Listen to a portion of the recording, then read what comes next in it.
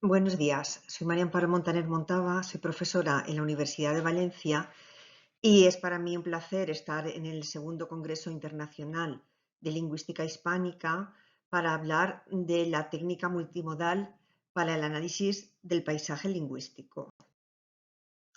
El paisaje lingüístico es un tema del máximo interés actualmente, aunque el concepto data ya de 1997, año en que fue empleado por primera vez para referirse al uso de signos públicos, señales, carteles, nombres de calles, etcétera, que, que dan forma al paisaje lingüístico de determinado espacio. Es interesante señalar el valor etnográfico del paisaje lingüístico porque la recogida de muestras de ese espacio es una manera de conservar elementos de gran valor cultural que de otra manera podrían perderse.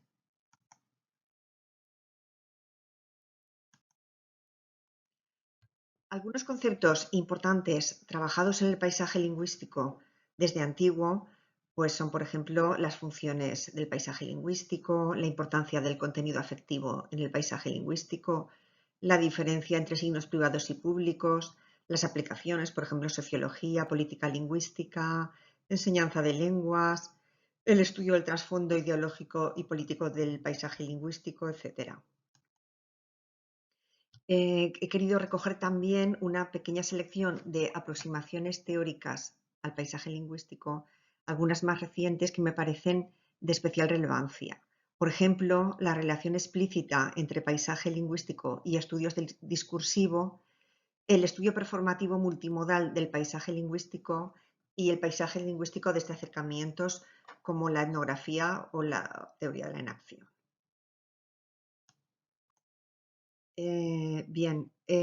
Estos aspectos que he escogido se relacionan con el objetivo del trabajo, que es proponer una técnica de análisis performativa multimodal y etnográfica para el estudio del paisaje lingüístico. Pues dicha técnica permitiría considerar de manera integrada la realidad de la confluencia del lenguaje verbal y no verbal de los casos de paisaje lingüístico analizados y estudiar esto con un sentido crítico. Esta técnica la he empleado previamente en otro tipo de estudios, pero en este caso se ha adaptado al estudio del paisaje lingüístico. ¿Por qué es una técnica interesante para este enfoque? Pues por la misma vitalidad del paisaje lingüístico que se constituye en un nodo interactivo de lo antropológico en todas sus facetas, por el uso integrado del lenguaje verbal y no verbal que se da en el paisaje lingüístico y por la posibilidad de interpretar críticamente los resultados de los análisis del paisaje lingüístico, puesto que aparecen en interacciones de la vida real. Acerca de la inclusión de la comunicación no verbal en el análisis del paisaje lingüístico, creo que su importancia está fuera de toda duda. Bueno, la comunicación no verbal pues, se puede entender como el intercambio de información a través de signos no lingüísticos y en el paisaje lingüístico aparece completamente integrada con la comunicación verbal. Como se sabe, la comunicación no verbal tiene más fuerza que la verbal en caso de contradicción y nos llega de manera muy inmediata e inconsciente. Cuando hablo de comunicación no verbal, no me refiero solo a la visual, que es la que normalmente tenemos más presente, sino también a la sonora, táctil, olorosa, etcétera, de todo tipo. Bien, he seleccionado algunos elementos de la comunicación no verbal que sería interesante tener en cuenta en el estudio del paisaje lingüístico. Por ejemplo, en un estudio de un paisaje lingüístico sonoro, pues las características físicas del sonido, de la voz o de otro tipo de sonidos son interesantes. Por ejemplo, timbre, resonancia, volumen, tono, campo entonativo, duración silábica, ritmo, etc. Otro aspecto sería la kinésica, gestos, maneras, posturas. La kinésica se refiere a los movimientos corporales y posiciones resultantes o alternantes de base psicomuscular conscientes o inconscientes, somatogénicos o aprendidos, de percepción visual táctil o cinestésica, aislados o combinados con las estructuras verbales y paralingüísticas y con los demás sistemas semánticos y objetuales poseen un valor comunicativo intencionado o no. Con esta cita de Poyatos se ve la manera amplia en que he entendido la definición de kinésica. Esta actividad puede percibirse también de varias maneras: visualmente, auditivamente, táctilmente, kinestésicamente, etc. Bien, hay unos principios básicos de kinésica muy relevantes que son la distinción entre gestos, maneras y posturas. Deben tenerse en cuenta en el estudio del paisaje lingüístico por su gran relevancia.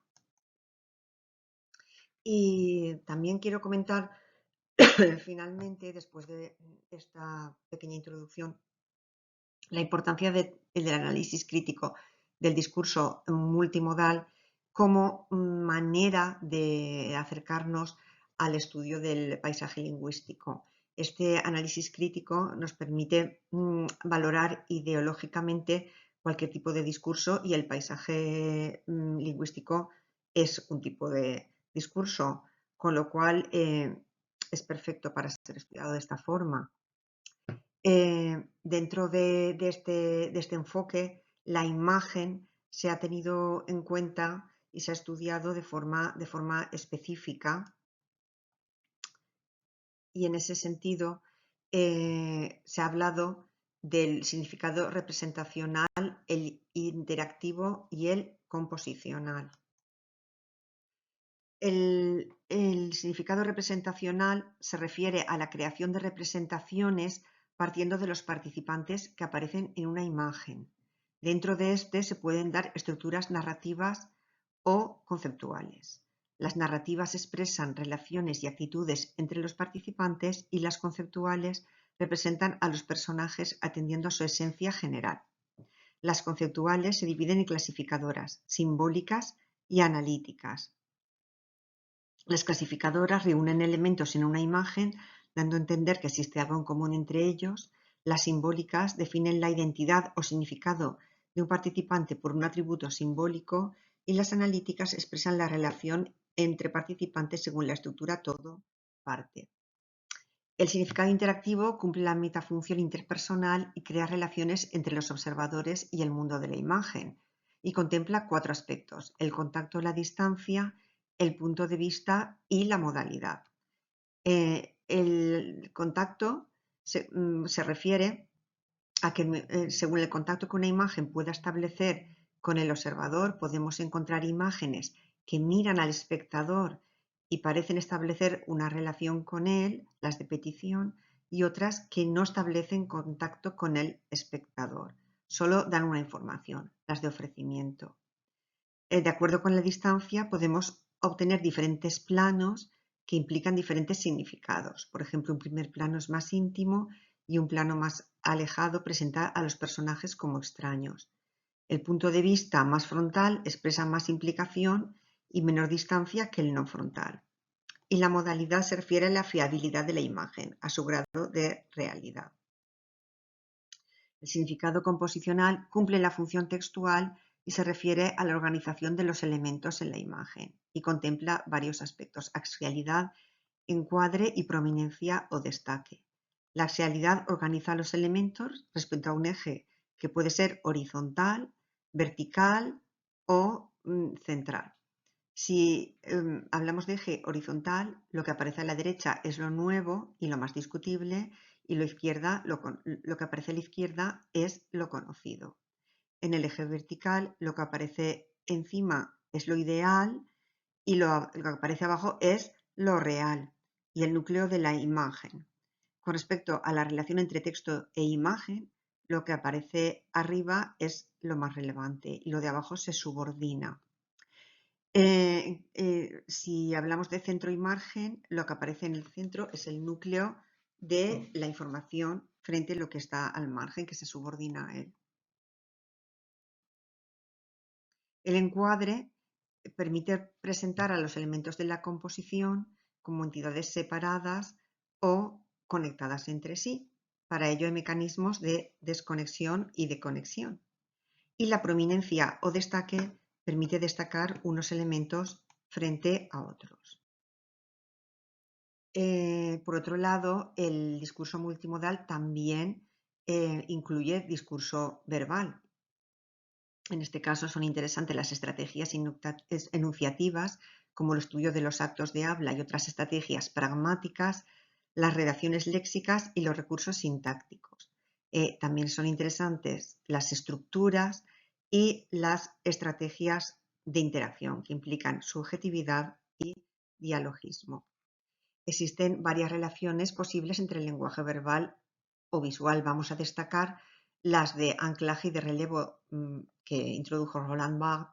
La de anclaje se refiere a la fijación de un sentido de entre los varios ofrecidos por una imagen, y la de relevo implica una relación complementaria entre palabra e imagen que aportarían significados diferentes. En el texto del Congreso me planteo analizar algunas imágenes con estos parámetros. En esta ocasión simplemente me he centrado en la exposición teórica, pero en el texto ampliaré un poco más estos datos. Muchas gracias.